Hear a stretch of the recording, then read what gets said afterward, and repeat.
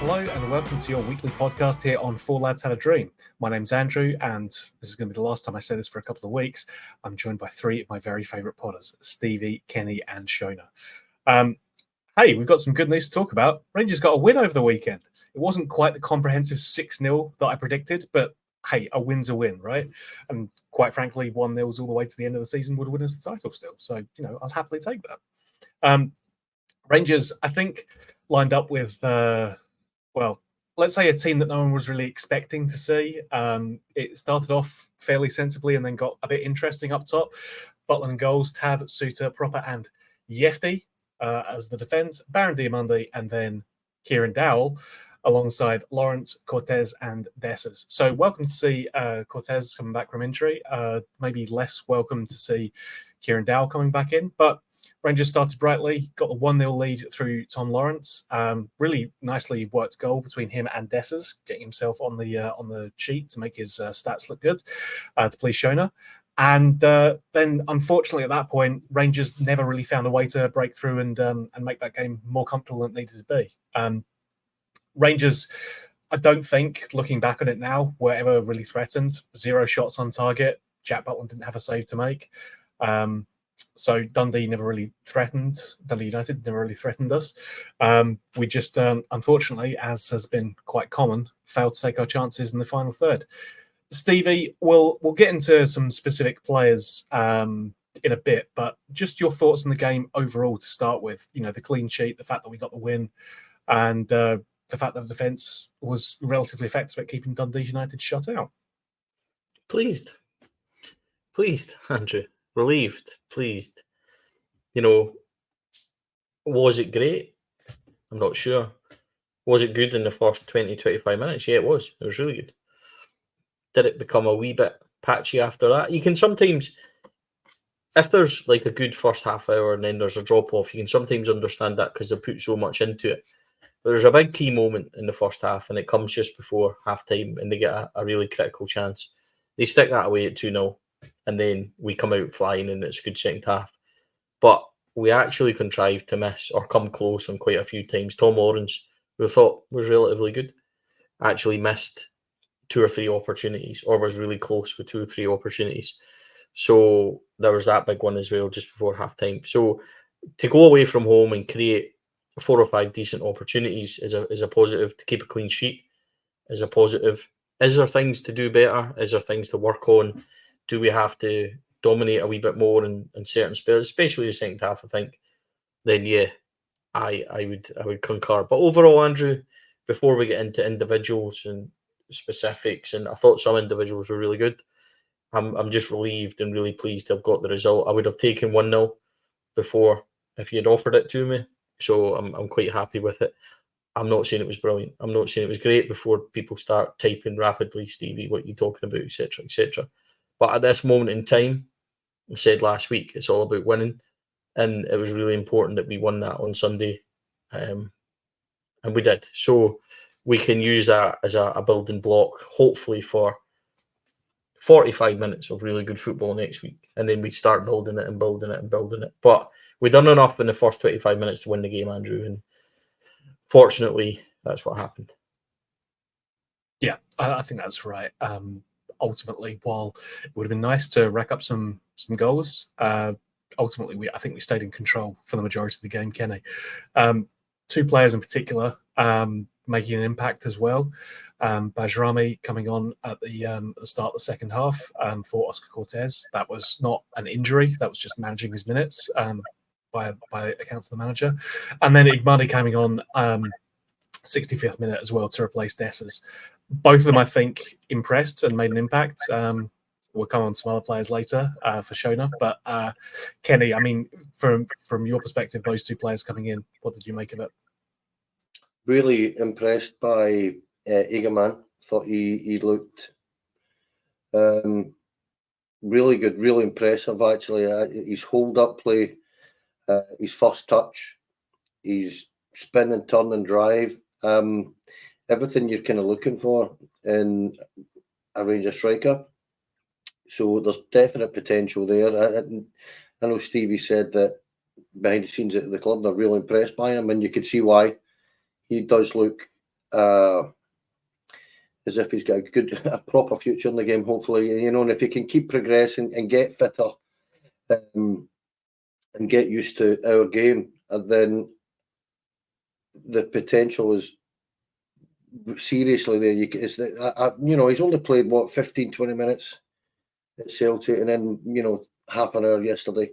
So he's only played 45, 50 minutes, but in that time he's looked really good, and he's one that I'm actually quite excited about. You're looking at him and you're saying, for such a young kid, and there's a lot of young kids in this team at the minute, for somebody that has turned up injured, had to get that fitness back, had to, learn the demands of the Scottish game, have to understand where he is, learn a new culture, all these things. He looks impressive. That's what I would say. As for Barami, playing him out of position slightly, I know he can play in the left, but I would like to see him in the 10 position. But as Stevie said, I thought Tom Lawrence actually had a very decent game yesterday. I thought he played well, so I can understand him deciding, right, Cortez is coming off and you're playing there. It works with, with Rabbi Matondo being injured, that it gives us that option there as well. I thought he did well. I thought he worked really hard, more than anything else. I thought he contributed and he played reasonably well. But I thought the amount of times I've seen him back helping the defence and stuff like that was, I wouldn't say it's surprising, but he looks like a team player as well. So that I was quite impressed by as well. As for his overall play, his attacking play, I thought, again, him and Igamani at one point, I can't remember exactly when it was, really linked up really well at one point.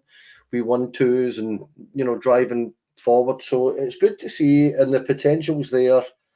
And, our manager has said that you'll start to see the best of them in October. And whether we do or not remains to be seen. But I understand what Clement means by that, where he guys are going to need time to bed in. There's a lot of young guys he signed as well. So, over the piece, you would expect them, once they train together and play together more often, you're going to see what looks like quite an exciting team, actually, at times. And, I'm not saying we were particularly great yesterday, but in terms of Cherny on one side, Cortez on the other, and the options that Stevie had mentioned, I think it was on Friday, that the different dynamics that you can have there up front, there's a lot of different, the words escape me, but there's lots of different ways and players that you can play in there, and you can mix it up a bit. So I'm quite excited, and I thought the two of them did really well in the time they were on, Andrew. Yeah, I mean, I think the youth point that you touch on in particular is an important one, Kenny. Like, especially with the team that kind of finished this game, a lot of young players in there now. It's been the model that we've gone down in terms of the signing policy, which we spent most of the summer complaining and saying we needed more experience in there. But you are starting to see the benefits of having that. If you can develop all these players and get them skilled up and improve them, then suddenly you start seeing assets on the team, as opposed to what we had previously, which is 7 players walking out the door for free. So it's certainly a promising situation. Something else that was very promising, Shona, was the impact that we had from the left-hand side. I think especially in that first half with Cortez there, Yefty and Tim linking up really well, throwing in really good balls into the box.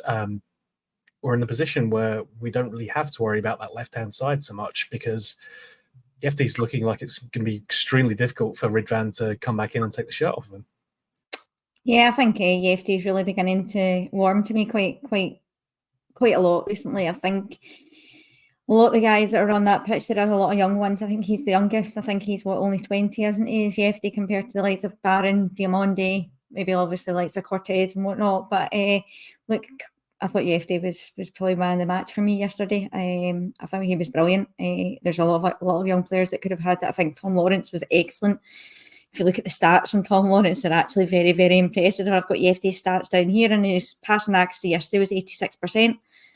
Dribble success was 100%. Crossing accuracy wasn't very good, was 25%. Long ball accuracy, 100%. tackles won 50%, 5 clearances, which was quite important. I think when you saw that within the game, I know it was quite dogged. I don't think they had many opportunities, but I think our defenders did really well. I think Suter and the likes of Yefty were very, very good yesterday. He had 2 interceptions, 3 recoveries. He won 8 duels. And the ground duels he won was 87%, and aerial duels won was 50%, and he was actually filled twice in the game. So, no, UFD's really impressing me so far. I think it will be difficult for Redvan to get back into this team. I think UFD has put down his place, and I think the fact that he can link up well, I think as well he's got a lot of pace. And him and Cortez, there was some nice, really 1-2 touches and within the game. So I was really impressed by UFD. I think I was very impressed with Tom Lawrence yesterday. I think he's had his critics at time, and fair enough, because I don't think he's produced a lot. Oh, there's one out there. So, but if you actually look at Tom Lawrence's stats, he actually had 3 recoveries as well, which is the same as Yefty. So you obviously was tracking back. Obviously, 1 goal, 5 shots, 83% packing accuracy. Shooting accuracy was 75%, 3 out of 4. And 67% long ball accuracy, and successful dribbles was 100%. So, and he won 5 of his duels. So, and all his tackles he won, so 100%. So, no, I think Tom Lawrence had an opportunity where Ignaman put him through, didn't he, and he could have got his wee assist, but unfortunately Tom Lawrence didn't put the ball in the back of the net. But I think Tom Lawrence probably could have had a hat-trick yesterday with the amount of chances he had. And I think Tom Lawrence took his goal very, very well. I think it was a cracking wee goal that he had. So, no, I think overall, as like Stevie said, and obviously Kenny said, it's all about getting the 3 points and it's about progress from now on. But you can definitely see what Clement's trying to do, because a lot of our stuff is now going down that left-hand side. It's not going down the right-hand side. We're not over-relying on Tavernier. I think he's going to see that from now on. I think what he wants to do with Tavernier is probably try and manage him better. I think Casavirgio was, or is it Nana? We'll just call him Nana. Nana was unlucky not to come on. So I think this weekend, I think you're going to expect quite a few changes. I think you would want to see, and I think the fans would like to see Ignaman start from obviously start on is it Sunday, isn't it? Saturday, isn't it? Saturday 8 o'clock. Is it Saturday 8 o'clock? Am I right in saying that? No. Anyway, it's 5:30 on Saturday. St Johnson is the 8 o'clock one. So is it St Johnson? Sorry, I've got the timings wrong. But yeah, I think you'll probably see a lot of changes. I think as well you'll see Bayrami. This is it. We need to get our pronunciations right, otherwise people in this chat, all they're concerned about is pronunciations when we go into the comments. So Bayrami will hopefully start in that number 10 position. We get to see obviously his true self. So no, I think the left-hand side is definitely something that's going to be a wee bit different going into this season. I think more or less in previous seasons it's always came down the right-hand side. And I think that was quite telling in the first 20-25 minutes. I think they put a stat up and it showed you about 74% of our possession was going down that side of the pitch. So, or the chances it were. So, no, I am quite impressed with FD and Cortez. I think Cortez was only on for the 45 minutes just to give him a run out. But Ami, for me, needs to play in the number 10. I wouldn't have him out on the left-hand side. I think he's wasted out there. So, it'll be interesting to see what he does at the weekend. Andrew, can I just say something on Tom Lawrence? Of course, and Stephen. As somebody that's been a big critic of Tom Lawrence, but not only of Tom Lawrence, of that 10 position, 5 times yesterday Tom Lawrence got on the end of moves to either take a chance or try and convert a chance. First one, he scored. Second one, if you remember, it was actually really good play down the right and it cut back and he got that blocked. Then the second half, he was right in the middle of the box and he shot right at the goalkeeper. And then he had one that just went over the top left-hand corner. And then the next one was when Hamza played him in and he kind of slotted it and it was saved. So 5 really good opportunities. Now, my caveat to all this is my favourite John Bennett word. My caveat to all that is that I don't mind my number 10 or my striker missing opportunities. Just be there to influence the game, create them, take them, whatever you want to call it. He scored the one vital one. His goal was excellent. So nothing but praise for Tom Lawrence, because I think that's one of the best number 10 positions we've had in a very long time. So for somebody that has given him a bit of stick and has asked to see the true Tom Lawrence kind of performance, I think yesterday we got that. And if he can do that more, then I'll happily eat humble pie and say well done to him. So that's Stevie, a big thing for me. Five really good. Doesn't matter if I know he didn't score all of them, fine, but 5 really good chances, Shona, and that's a big thing. Because the do you number think, 10s haven't been doing that. They haven't been influencing the game. He did. So he no, but deserved it. do you think that's down to the fact that Barami's now here? He's not had anyone to really kind of force that position, because previously it probably would have been Todd. Todd's been out of it. Hadji's not anywhere near the team. Lowry, a number 10 that's not really there. Now that Bayrami's here, has he now got a point to prove, more or less? That's what I'm saying. Well, maybe it's a good point, though, isn't it, Kenny? Just to can answer Shona, but it's a good point. He's maybe got his finger out a wee bit, as you put it, but I don't know. I think the way that we played as well kind of suited him. There was a lot of good link up at times yesterday. There was a lot of good passing. So, Kenny, I don't know what you were going to come in and say, but what I was going to say about Tom Lawrence yesterday, and over the, I know he didn't play the other week in the Old Firm game, but he came on. Right, come on, yeah, but he didn't start. But he looked fitter yesterday than I've seen him in a long, long time. We've been talking about the legs that don't seem to be there. He had the legs yesterday, and he reminded me a little bit of, and I don't know if you remember this, Andrew, but I remember when we signed Tom Lawrence, and Andrew and I were talking away at one point, and I was really excited about him because I had watched a lot of the Championship over the years and had seen him in a number of games, and he was a really good player for Derby. And I keep saying it, if we could get that player here, he will contribute massively for us. Unfortunately, we haven't particularly seen it, and I think it's just been injuries and, competition at times. When you're trying to come back from injuries, it's a little, well, respected Derby County, it's a little bit different at Rangers than it is down there in terms of we have to win every single week. But I don't think Derby necessarily have to do that in the Championship, as it were. But that's all I was going to say, really, was it's about, what I've noticed about him is the fitness in his legs. He really does look as if he's got power, and drive, which we haven't really seen much of. That's what I was going to say. Yeah, I wonder if he's maybe taken on, how like Clement was talking about experienced players and obviously having those guys within your team. And I wonder, because he was captain at Derby, and I wonder if Clement's maybe had a word with him over the summer and said, look, you're now one of the most experienced players, but you've got to perform. And it's got to be week in, week out. And I've seen a difference this season so far in Tom Lawrence. I wouldn't say yet he's going to prove, I would say he's getting there. I think he's still got a lot to prove. He's got a lot more consistency he's got to do within his game. Obviously, the injuries that he's had as well is not helped. But I think you're beginning to see a slightly different Tom Lawrence this season than you have previously. So whether he's had to take the reins on, and Clement said that, or whether it's a case of that Barami's came in and he's now at a position where Clement said, look, this guy is actually going to come in to be our number 10 and all the fans are touting about it. It's now up to you to obviously put your foot down and say, do you want this position yourself? So I think it's been a bit of both, because I've seen a difference in Tom Lawrence this season than I have previously. But I think that's a good point that you've made there, Shona. For me, I remember seeing Tom Lawrence the first time he came to Ibrox as a Derby player, and he nearly got himself sent off after tackling Tav. So I think it does come down, I think, to the game as well. Dundee United is obviously a very different prospect from an Old Firm. But I think the fact that we had that much more possession, the fact that we were in control for the vast majority of the game, suits him and suits his game more. So I think that's an important point to note. But for me, I can't argue the point. He looks far more effective. Whether that's down to him personally improving off his own back, or if he is looking over his shoulder in terms of competition within the squad. Either way, I don't really care. If we're getting a better performance out of him, then I don't care how it happens. That's all good to me. Kenny, let's talk about a non-Rangers player. In fact, not even one of the Dundee United players. Let's talk about the referee.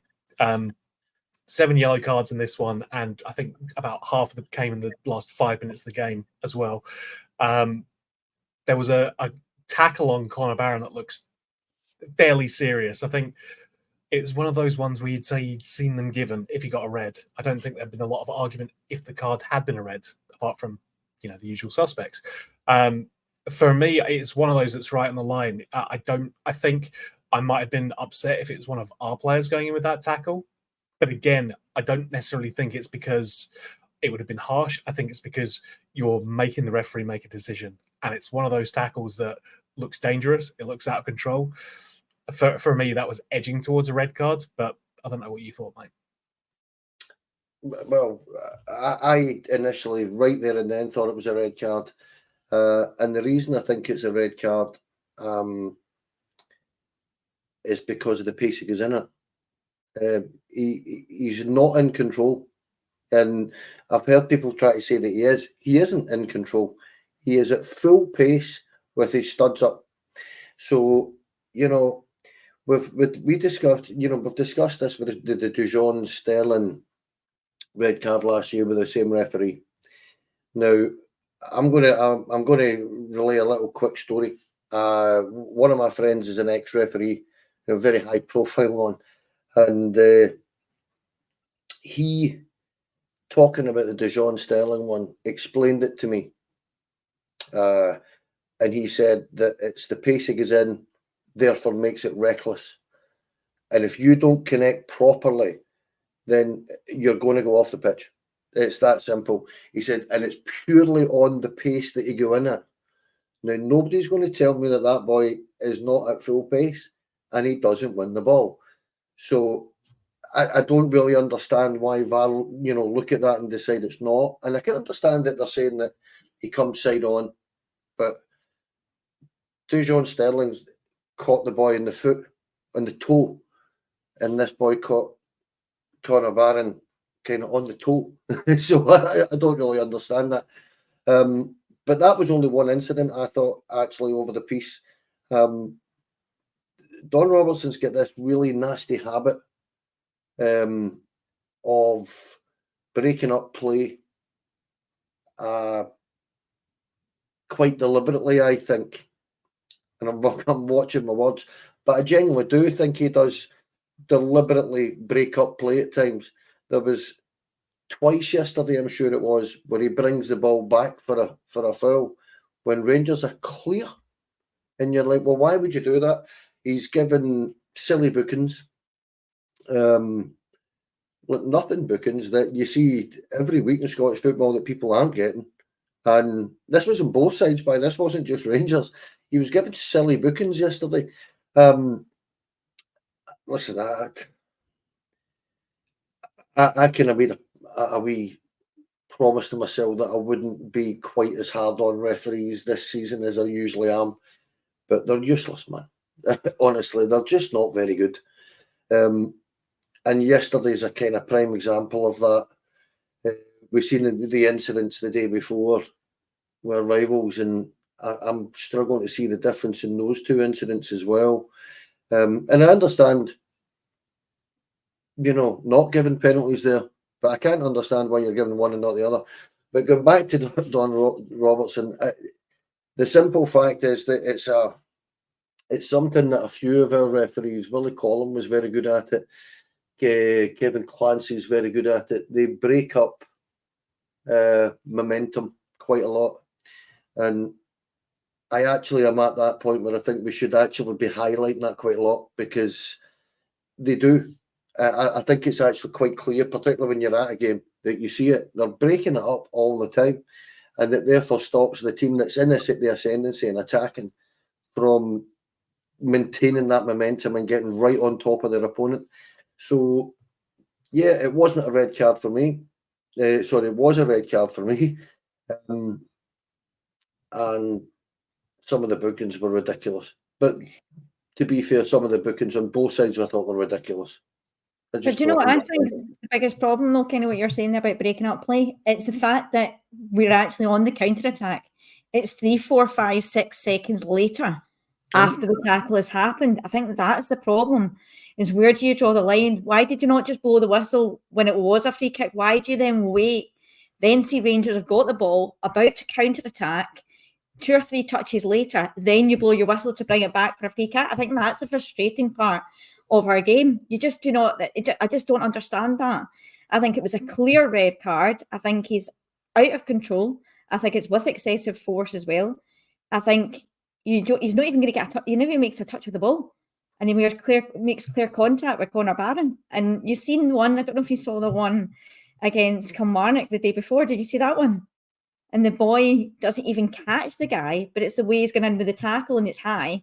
He doesn't even catch the guy, but he's getting sent off. So I think what you're just asking for is if Sterling one was exactly the same, then why was this one? And I know they obviously came out and said that the Sterling one was a mistake in the end, but Sterling still had to serve his 3-match ban.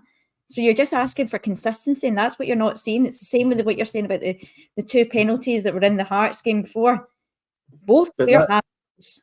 Both should be given as penalties. It's just consistency. That's what you're asking for. But I think the fact that the referees are waiting 5, 6, 7, 8 seconds later to then come back for a free kick, I think that's what's frustrating the fans is, why are you waiting so long? This is my point. On you go, Kenny. No, I want to go just before I come in. Very quickly. This is my point about the 2 incidents, the Sterling one and the Conor Barron one here yesterday, is, as I said, when I initially started, one of my friends is an ex-referee and a very well-known one at that. And he, but he quite literally said about a week before, remember they were having these announcements about the VAR decisions and how, as you say, it ended up being that it shouldn't have stood, the red card shouldn't have stood with the Dujon Sterling one. About a week before that, he was saying it's a Stonewall red card. So it's, this is if one referee's looking at it and saying it's a red and another one, is looking at it and saying it isn't, it's very difficult to understand that because it's just purely, it's objective, I suppose, to a certain degree. But what I was going to say there very quickly is that, you're saying about we're on the counter attack and it's 4, 5, 6 seconds later. There's 3 or 4 of our referees in our game that are really quite cute with that. And that's all I'll say. It's actually all I was going to say on it was, Kenny, that the actual challenge on Conor Barron, by the time it gets blown, Rangers are clean in on the left-hand side. So if you're just going to caution him, just let it play out. Because Cortez, I'm pretty sure it's Cortez, we're 3 up, breaking on there too, I think. So he pulls it back. And if you're pulling it back then for a caution, which you could have given, then I would agree with actually Shona. It is reckless. It is at speed. It is out of control. Now, reckless isn't a thing. It's out of control and endangering an opponent and the speed it's going in. And I have to laugh when people say it's okay because it was low down. He caught him flush on his foot. So it's all right. You can break your foot, but as long as it's not high. And the one Sean is actually talking about, I think, is St Johnstone, the sending off on Hibs, where the boy slides in, doesn't even touch the boy. And he's put in because it's endangering an opponent, and he doesn't actually even touch him, but it's the height he goes in and it's the way he goes in to try and block it. So the word that, again, was used there was consistency. So it's a speed for me, Andrew. I would have been out with the old red card there. I love the red card. But I would have been out. I know you do, Stevie. Red for You've that. got in trouble with that before as well. Flashing red cards about recklessly. But it's this whole clear and obvious, isn't it? That's what it comes down to. There's a clear and obvious error. So, and this is what annoys me because why, like for instance, some of the decisions that go to VR, why is it getting re-refed again? Because this could be a different opinion. So, but look at it. I think we could go on about these referees, and I'm pretty sure this is going to come up in the next couple of weeks too. So, but it's just, as you said, I think a lot of it just does come to consistency. And I think what Kenny's right in saying the amount of times that, and I think I saw a stat, and this is not that long ago, that the ball in our game is out more than any other club, or should I say any other league in the whole of Europe, as in the amount of minutes. And that has to be, obviously, and I know that could be other circumstances around it, but that has to be around the referees as well, the amount of time that's wasted. There's a lack of common sense from our refereeing. There's a lack of common sense yesterday when the cards start getting flashed. It was the same as Chelsea and Bournemouth the night before, a lack of common sense. Just when it starts getting like that, just take your time. Calm it down a wee bit. So that's all, Andrew. Just, when I was in the old Paisley district, I never allowed it to get to that stage, mate. That's all I'm going to say. That's proper football down there as well, right? I kept those under 12 games under control, mate. Don't you worry. Everyone chill out. Right. Let's turn to some off-field matters now. Hey, we got to talk about a win. That's always nice, but we've got to bring our mood down somehow. So let's do that. We got the unfortunate news that John Bennett was stepping down as chairman due to ill health. I think we've spoken ourselves about the positives and negatives of John Bennett's tenure as a member of the board and as chairman. I set that to one side. Guys in ill health, never like to see that, and we obviously wish him all the best. That obviously leaves a vacuum at the top of the club. We have a temporary chairman in John Gilligan, which is good, but we still remain short a CEO, director of football, etc., etc. Stevie, I mean, we've naturally heard comment from Dave King fairly soon after this news broke. He's volunteered his services as chairman. I mean, realistically, do you see this happening? Do you even think it would be a good idea if it happened? Give me your take, but I want to get everyone's view on this, I think, because I think it's worth discussing. First of all, wish John Bennett all the very, very best. He's a man that's put in a lot of money. I think he was asked to give £250,000, and that's turned into considerably more millions than that. So first of all, thank you to John Bennett for his investment, and I wish him all the very best to him and his family. Now, I can say that, Andrew, and say it in good conscience that I don't have to agree with how he's managed this club and how he's been involved in the things he's been involved in this board. But the two can coexist. And I don't change my position that a chairman who actually knows what he's doing and knows how to run a football club is necessary. John Gilligan's a good guy. George Latham is a good guy. And they will steer us through the immediate murky waters that we're in the middle of. As for Dave King, it's a day that ends in Y, so he's obviously got something to say. I don't think it helps when he's going on TalkSport talking about crisis and talking about this and talking about that.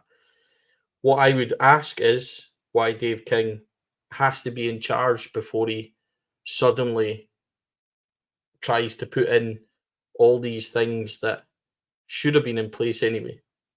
He's the top investor holder, isn't he? 14-15% top shareholder. So why is he sitting back? And there always seems to be a needless comment, like it's always from Dave King. As soon as he speaks, always has to get something in on Douglas Park about how it's all Douglas Park's fault, and it's just at this moment in time a little bit unnecessary. And he's doing his bidding in public when he really should be doing it. He wants the fans' vote, which is fine. And a lot of the fans will go back there because they associate it with a time of success, when in reality, some of Dave King's decisions as chairman, we've been paying for ever since in the courtroom and off it. So thanks for the offer, Dave. Appreciate it. But I would rather we got a qualified chairman in.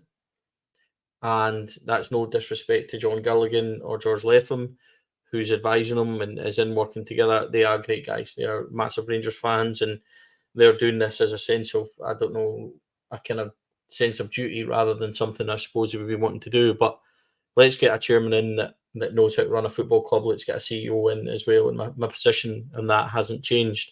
I'm very thankful to all the investors for the support of the football club and the money they put in and things like that. It doesn't mean I have to agree with the decisions they've made, because I don't. And it doesn't mean I have to agree with how this football club is run, because I don't.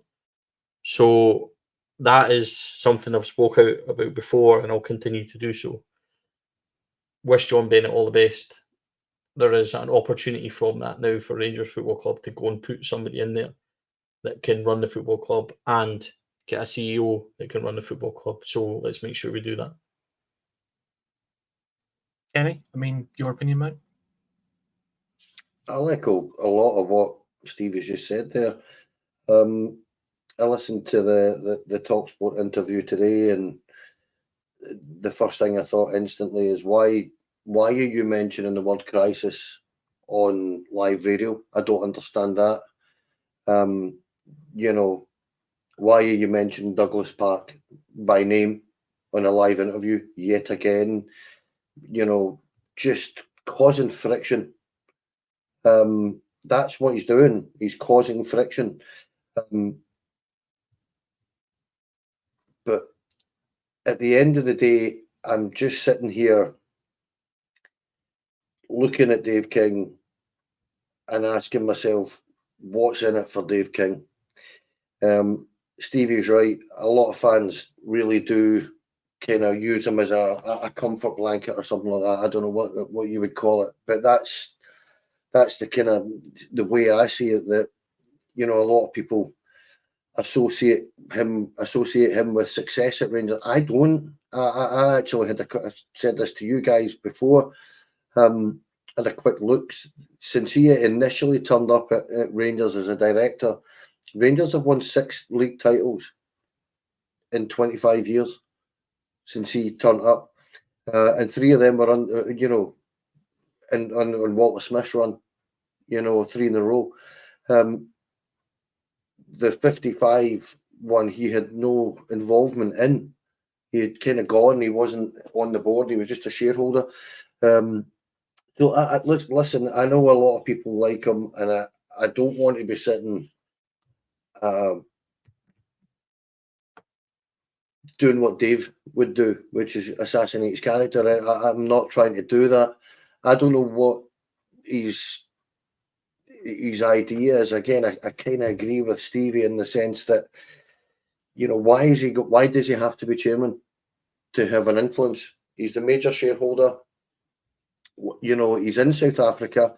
Why does he have an interview yesterday and talk about, you know, we need investment, but I'll not be putting any investment in. I'll find it. And why did he turn around and say a fortnight ago that there was no interest whatsoever when the story came out that there was a potential, you know, investment, you know, or buyout or takeover? He said there was no truth in that whatsoever. And 2 weeks later, when he's live on radio, he's saying there is potential interest in Saudi Arabia and America. Well, it can't be both. You know, it can't be. And I suppose people could turn around and pick at that and say, well, a lot can change in a fortnight. I don't believe that. So I just think he contradicts himself in a, you know, twice in the same sentence sometimes. Dave King, I'm not his biggest fan. And to be honest, I just look at it and think that at some point, Rangers Football Club in general, but our supporters more so, have to start seeing a vision forward and stop looking back the way. He isn't the epitome of success. He isn't. He might well be a leader. He might well be that controversial guy that will turn around and slap out statements criticising the SFA and the SPFL or another club, and fans kind of fall for it and love it. And I don't. I just find it all really tedious. He is not that guy that, you know, that famous quote was made about how to influence people, you know. He's not that guy. And I think at this minute in time, that's kind of what Rangers are needing is leadership, decorum, a bit of respect, a bit, you know, and an understanding of what where we are and what we really need. And that is a new vision, is a new you know, kind of notion of where we need to go to. And looking back to the past is just, I just find it a little bit predictable and a little bit mundane, I think is the word I would use. I'm not really, and I think I've chosen my words quite carefully, because I could say a lot more, and I just don't feel, I don't feel that it's necessary to turn around and really say exactly how I feel. So I'm trying to be, Kenny, you've been very diplomatic. It's been good to see. Diplomatic, but yeah, that's what I'm saying. Diplomacy is a real strong point for me, Andrew. So it's not an issue, for me to do that. But to be honest, it's not even that. It's my, and I'm trying to be quick here. My issue isn't so much even Dave King piping up. I said to you guys, I said it, on this pod twice last week, that Dave King does nothing for nothing. And he's piping up before the Old Firm game. He's piping up last week. He's piping up at the weekend. What's in it for Dave? It's quite clear what he's doing, that something's afoot when he starts this. So that's kind of my main issue about it, is that when he starts this, fans get excited. I wish they wouldn't, but they do. So that's fine. Everybody's entitled to their opinion. I just wish that people would actually look at it and take a proper look at what he's been associated with Rangers since the turn, of this century. And he's not been that guy that's brought us success. He's not been that guy whatsoever. So that's where I'm at with it. I think, Kenny, it's all buzzwords. I think at this moment in time that people are very frustrated that you're not hearing anything from the board. The fans are not hearing anything. Where are the board? They're always in silence at this moment in time. And I think it's buzzwords. I think he uses the words like stability, investment, all these words that the fans are wanting to hear. And look, I've had my reservations with King, and I still will have my reservations. I don't really want him back either. And there are other reasons why. I just think that if you want to do a plan, why does he have to come out and have a 2-year plan? What is his end game? Well, his end game is quite clear, isn't it? He wants to make this football club back to where he thinks it belongs, and he'll sell it. He'll sell his shares, and he'll say goodbye, see you later. And I think that's not what the 2-year plan should be. I think there should be a 5 to 10 year plan with this club, and we should stabilise it for the 5-10 years and build success that way. And I think he just uses the buzzwords that the fans like to hear, and I think the fans are jumping all over it. I think, like Kenny said about the investment, never heard anything about investment a couple of weeks ago. Now you're hearing rumours about Kyle Fox. If anyone thinks that Kyle Fox is the answer to our football club, then honestly, go and look at what Kyle Fox does. It is not the answer. So, and then you've obviously got the Saudi Arabia thing. So I think there is investment that probably what people want to put into this football club. But the problem is there's too many egos. And I think this comes back to Dave King and his ego. And look, until the board and all them get together and start performing and doing things in a football matching sense, then we'll just go round in circles. And I think that's what's happened here with the fact that Dave King wants to blame the Parks. The Parks will probably come out and blame Dave King, and then you're going to have that battle all the way right through. And it's just two egos at each other's throats. And I think I'll have my reservations about King. I think if you're going to have a plan, at least have a 5 to 10 year plan. I think 2-year plan for me just shows you what your end game is. And your end game, one end game that is to sell up and sell your shares to make this club more profitable and make more money. So that's the way I'm looking at it. The fact that he's even come out and said that he will not put any investment in. Well, why not put investment into this football club? You love this football club that much, and you want to have a say, and you want to be a chairman. Why would you not want to put investment into this club? So you just want to look for other people to do it for yourself. So like Kenny and Stevie says, I think he's just had too much to say in the last couple of weeks, and it's always a case of it's always when something big's about to happen. Whether it's obviously likes of John Bennett, I can understand why he came out and backed John Bennett, but then why have a dig at the Parks at the time? Why was this just before an Old Firm game? It's the last thing that we need at this moment in time. We've got other things that we need to fix. We need to get a CEO in. We obviously now need to get a chairman, and this is what we need to do. We need to stabilise this, rightly or wrongly, but we need to stabilise and make the club go forward. We need to find another head of academy recruitment. We need to get the stadium sorted. All these things need to get sorted before we even have guys with these big egos that want to decide what they want to do with our football club.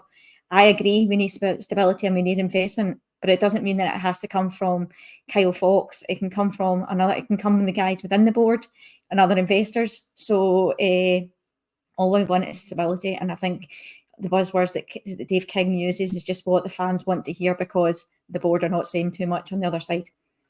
Yeah, I mean, I think we could probably talk about this for much longer. I have no doubts in all of you guys in being able to do that. But my personal take, I mean, I prefer someone whose approach to investment wasn't like my approach at the pub, which is, I think getting around's a great idea. I don't think I should do it. I think you should do it. That sounds much better for me personally. I mean, that's just my view. I'm not a financial expert. So, whatever we want to go with that, that's fine. Listen, folks, it's been a pleasure talking to you tonight, obviously. It always is. Unfortunately, I won't be here for the next few podcasts. I'm pissing off to America, as Shona so politely put it last week, because, I want some time off. Stevie's a horrible slave driver, and I just need time to get away and clear my head. So, I will be back. Don't worry, I'm not disappearing forever. Stevie's going to be more than capable. I've got immense faith in him. He's very good with technology. He's proven that. So he's going to be fantastic. But it's, as I said, it's always a pleasure podding with you guys. You guys make it easy for me to do what I do. So Stevie will be absolutely fine. So I'd like to thank all three of you. Shona, always a pleasure. Never true, Andrew. Did Stevie not tell you that he's actually bringing you on the pod next week? It's just going to be your face just out there, so we won't be missing you too much. But no, enjoy your holiday. I hope you're looking forward to it. And look, guys, that was a good pod tonight. And we'll roll on to next week and hopefully another 3 points. No, it won't be 3 points. It's a cup game, isn't it? So 3 points down the road, Shona. I know. Well, down the road or up the road, whatever you want. So somebody will flag me in the comments for saying that. No, obviously we need to get a cup win next week, sort of thing. Mm-hmm. Yeah, hopefully into the next round of the League Cup, and we'll be back at Ibrox as well, unless something dramatic happens in the next few days. Kenny, as ever, always a pleasure, my friend. Thank you again. Thanks, Andrew. Enjoy your holiday. Yes, scumbag you. Listen, very, very last quick point on the Dave King thing. That Shona made a cracking point about sound bites and buzzwords. And John Bennett said a few weeks ago in his address that this 10 million black hole, where needs to be addressed and it needs to go away. And that's one chairman. Now the next guy that wants to be the chairman is turning around and saying we've got external investment coming in. We don't need it. I'll tell you what we do need is to win the football, win the league, and then that investment in the Champions League of the 30-40 million pound that you get covers investment. Actually build a football team. That's what the business is actually building a football team and getting it. But anyway, it's just something that I really wanted to kind of bring across there, that it's so many mixed messages up there at the minute. But enjoy your holiday, Andrew. Cheers. Thanks, pal. Stevie, you're going to be fine, mate. I'm sure you'll be calling me at ungodly hours to, download audio or, figure out how to edit something or whatnot. And that's fine. It's what I'm here for. But thank you again, my friend, for podding with us this evening. No, thank you. And thank you, Shona and Kenny. Slave driver thing's a bit harsh, true, but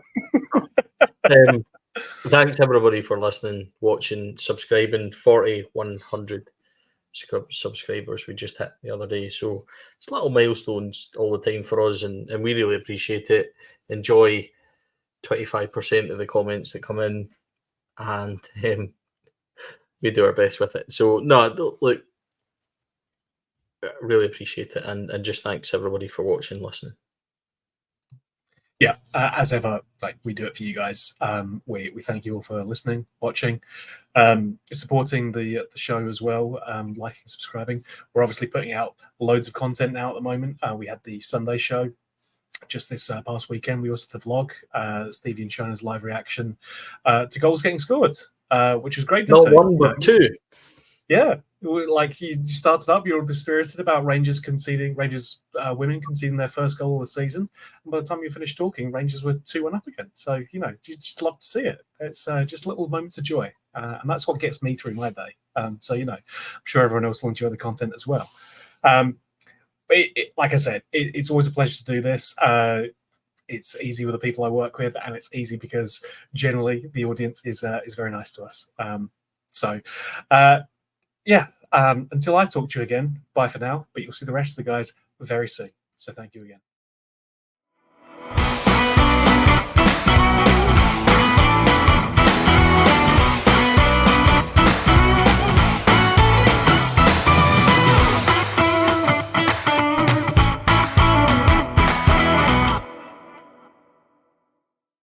Four Lads podcast is sponsored by Rhino Express, Clyde Joinery, Athol Industrial Solutions Limited, and CSD Air Conditioning, along with Art of Gold. Thank you for listening or watching the podcast. We hope you enjoyed the show. Don't be daft, man. If there's any point he needs it. It's more, it wasn't anybody saying anything, it's just I hadn't heard anything for about a minute. That's what I'm saying. It's fine. No Stevie, it's only more work for me. That's fine. I don't mind. See, if this was my podcast, all of this would have just been in it.